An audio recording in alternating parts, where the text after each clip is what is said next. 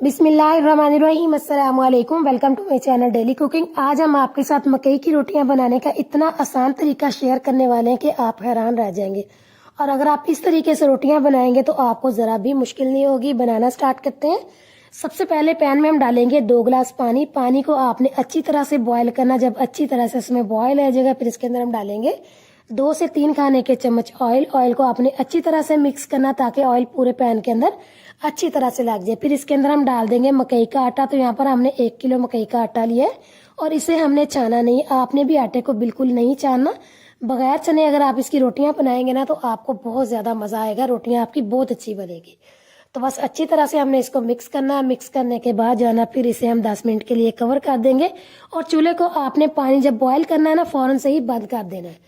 बस अब इसे हम कवर करते हैं 10 मिनट के लिए। तो देखिए जी 10 मिनट के बाद आटा जो है ना हमारा अच्छी तरह से सेट हो चुका है।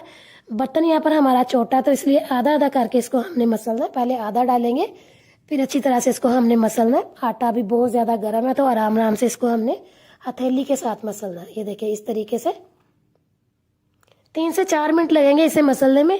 तो बिल्कुल ये अच्छे तरीके से सेट हो जाएगा। तो देखिए यहाँ पर इसको हमने मसल लिया। देखिए कितना ये सॉफ्ट बनकर तैयार हुआ है।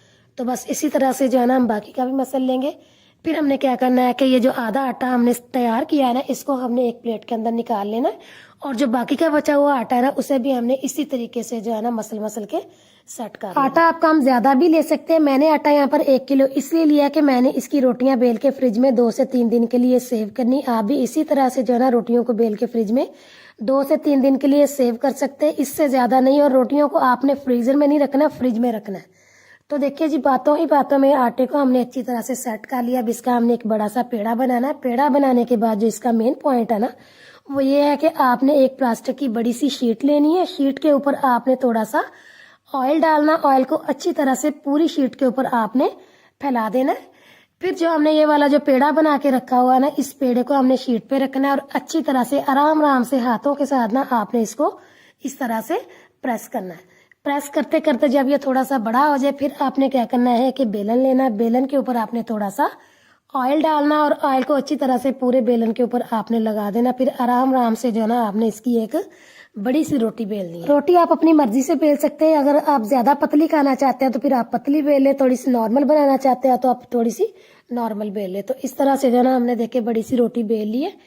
बड़ी रोटी हमने इसलिए बेली ताकि एक ही दफा में जो है ना हम 3-4 रोटियां इकट्ठी बना सके। तो देखिए रोटी हमने बड़ी सी बेल ली। बस अब इसको हमने जो है ना गोल शेप देनी है। तो जो साइज आप रोटी का रखना चाहते हैं ना उस हिसाब से आपने ढक्कन लेना। मेरे पास बड़ा है, मैं थोड़ी रोटी बड़ी बनाऊंगी। तो इस तरह से जो है ना आपने ढक्कन को रखना है, ऊपर अच्छी तरह से दबाना है। और ये देखिए कितनी जबरदस्त गोल सी रोटी हमारी बनकर तैयार हो चुकी है। और इसी तरह से जो है ना आपने सारी रोटियों को इस तरह से प्रेस करते जाना और इनको जो है ना आपने इस तरह से शेप देते जाना। तो देखिए कितनी बेहतरीन सी 4 रोटियां हमारी बनकर तैयार हो चुकी है। अब ये जो एक्स्ट्रा आटा है ना इसको हमने साइड पे कर देना है। और फिर जो है ना इसका हमने बड़ा सा फिर से पेड़ा बनाना है। पेड़ा बनाने के बाद फिर से जो है ना हमने इसकी बड़ी सी रोटी बेलनी और इसी तरीके से हमने सारी रोटियों को जो है इस तरीके से शेप देनी। अब हमने क्या करना है, प्लास्टिक की छोटी छोटी हमने शीट्स लेनी है। इस तरीके से आपने किसी ट्रे के अंदर जो है ना शीट को बिछाना और इसके ऊपर आपने रोटी को रखना है। फिर से इसके ऊपर आपने प्लास्टिक की शीट रखनी है और फिर से जो है आपने इसी तरीके से इसके ऊपर रोटी रखनी।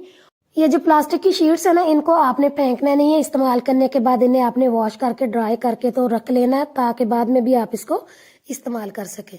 तो देखिए 4 रोटियां हमारी जो है ना फौरन से बनकर तैयार हो चुकी हैं। अब इनको हम साइड पे करते हैं और इसी तरह से जो बाकी की रोटियां ना उन्हें भी हमने इसी तरह से बेल लेना है। तो देखें यहाँ पर रोटियां हमने सारी तैयार कर ली हैं और 1 किलो आटे से हमारी 9 रोटियां बनी हैं। जो थोड़ा सा आटा बच गया था ना इसकी हमने एक छोटी सी रोटी वैसे ही हाथ से बेल ली है। अब इसमें से हम कुछ रोटियां बनाएंगे, बाकी को जो है ना हम फ्रिज में सेव कर लेंगे। तो तवा हमारा गर्म है, हल्का सा आपने इसके ऊपर पहले ऑयल डालना, फिर आपने रोटी को डालना है। हल्की आंच पे आपने इसको पकाना है और रोटी को डालने के फौरन बाद आपने इसको हिलाना नहीं। तवा जब खुद ब खुद रोटी को छोड़ देगा ना फिर आपने इसकी साइड को चेंज करना है। तो देखिए रोटी की साइड को हमने चेंज कर लिया। बस आराम आराम से कपड़े से जो है ना आपने इसको दबा दबा के पकाना ताकि अच्छी तरह से इसकी साइड पक जाए। फिर उसके बाद आपने इसके ऊपर ऑयल डालना। ऑयल डालने के बाद इसकी साइड को चेंज करना है। चेंज करके फिर से आपने जो है ना कपड़े के साथ इसको अच्छी तरह से दबा दबा के पकाना ताकि रोटी जो है ना हमारी कच्ची ना रहे और हल्की आंच पे आपने इसको पकाना। तो देखिए 3 से 4 मिनट के अंदर अंदर रोटी हमारी बनकर तैयार हो चुकी है और कितनी जबरदस्त बनी। अब इसके ऊपर हम डालेंगे साग।